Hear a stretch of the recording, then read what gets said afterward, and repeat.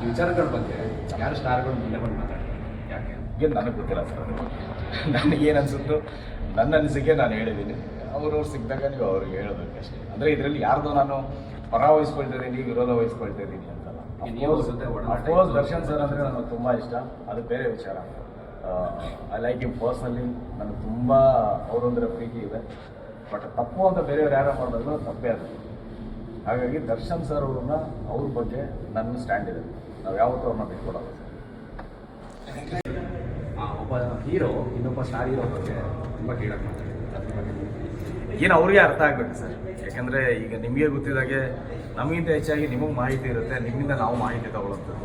ನಿಮ್ಗಳಿಂದ ನೀವೇನು ಕೊಟ್ಟಿದ್ದೀರೋ ಮಾಹಿತಿ ತಿಳ್ಕೊಂಡು ನನಗೆ ಅನಿಸಿರೋ ಪ್ರಕಾರ ಯಾರ ಮೇಲೂ ಒಂದು ಪಕ್ಕ ಎವಿಡೆನ್ಸ್ ಇಲ್ಲದೆ, ಪ್ರೂಫ್ ಇಲ್ಲದೆ ಯಾರ ಮೇಲೂ ಅಪವಾದಗಳು ಹೊರಿಸಬಾರ್ದು. ಯಾರು ಬೇಕಾದರೂ ಆಗಿರ್ಬೋದು.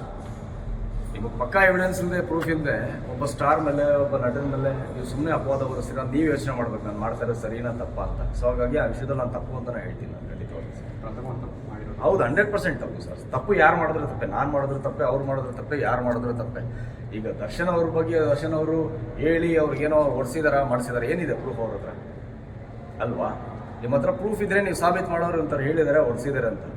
ಈಗ ನೀವು ಯಾರೊಬ್ರು ಸ್ಟಾರ್ ಇತ್ತು ಅಂದರೆ ನಾನು ಬಂದು ಯಾರ ಹೆಸರು ಹೇಳ್ಕೊಂಡು ನಿಮ್ಗೇನೋ ನಾನು ತೊಂದರೆ ಮಾಡ್ತು ಅಂದರೆ ಅದು ನಿಮ್ಗೇನು ಏನಿರುತ್ತೆ ಎವಿಡೆನ್ಸ್ ಅಲ್ವಾ? ಒಂದು ಎವಿಡೆನ್ಸ್ ಇಟ್ಕೊಂಡು ಮಾತಾಡ್ಬೇಕು, ಒಂದು ಪ್ರೂಫ್ ಇಟ್ಕೊಂಡು ಮಾತಾಡ್ಬೇಕು. ಯಾರ ಬಗ್ಗೆನೋ ಒಂದು ಅಪವಾದ ಹೊರಿಸೋದಕ್ಕಿಂತ ಮುಂಚೆ ಅವರು ಬೆಳೆಸ್ಕೊಂಡಿರೋಂಥ ಇಮೇಜ್ ಇರ್ಬೋದು, ಅದು ಬಂದು ಅವರು ಅಷ್ಟು ಒಂದು ಸ್ಕ್ರ್ಯಾಪಿಂದ ಬಂದು ಇವತ್ತು ದೊಡ್ಡ ಸೂಪರ್ ಸ್ಟಾರ್ ಆಗಿದ್ದಾರೆ ಅಂತ ಅವ್ರ ಇಮೇಜ್ ಬೆಳೆಸ್ಕೊಳ್ಳೋದಕ್ಕೆ ಎಷ್ಟು ಕಷ್ಟಪಟ್ಟಿರ್ತಾರೆ ಅವ್ರಿಗೆ ಗೊತ್ತಿರೋದು.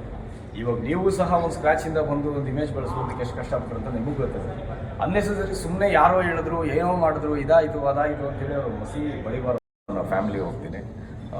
ಸೊ ಹಾಗಾಗಿ ಯಾಕಂದರೆ ಅವರು ಸಹ ನೋಡಬೇಕಾಗುತ್ತೆ, ಅವರ ಒಂದು ವಿಮರ್ಶೆಗಳು ಮತ್ತು ಪ್ರೋತ್ಸಾಹ ಎಲ್ಲ ನೋಡಬೇಕಾಗುತ್ತೆ. ಸೊ ಹಾಗಾಗಿ ನಮ್ಮ ಕನ್ನಡ ಸಿನಿಮಾಗಳನ್ನ ನಾವೇ ಫ್ಯಾಮಿಲಿ ಸಮೇತ ಕರ್ಕೊಂಡೋಗಿ ಥಿಯೇಟರ್ ನೋಡಲಿಲ್ಲ ಅಂದರೆ ಜನಗಳಿಗೆ ನಿಮ್ಮ ಫ್ಯಾಮಿಲಿ ಸಮೇತ ಬಂದು ನಮ್ಮ ಸಿನಿಮಾ ನೋಡಿ ಅಂತ ಹೇಳೋದ್ರಲ್ಲಿ ಅರ್ಥನೇ ಇರೋಲ್ಲ.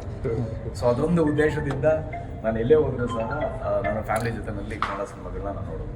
ಸರ್, ಗೋಪಾಲ್ ಕೃಷ್ಣ ದೇಶಪಾಂಡೆ ಅವ್ರ ಬಗ್ಗೆ ನಾನು ಹೇಳಿದ್ನಲ್ಲ ಆಗಲಿ, ಅದ್ಭುತವಾಗಿ ಮಾಡಿದ್ದಾರೆ. ಅವರು ಎಲ್ಲೂ ಆ್ಯಕ್ಟ್ ಮಾಡ್ತಾ ಇದ್ದಾರೆ ಅಂತ ಅನ್ಸೋದೇ ಇಲ್ಲ, ಜೀವಿಸಿದ್ದಾರೆ ಪಾತ್ರವನ್ನು.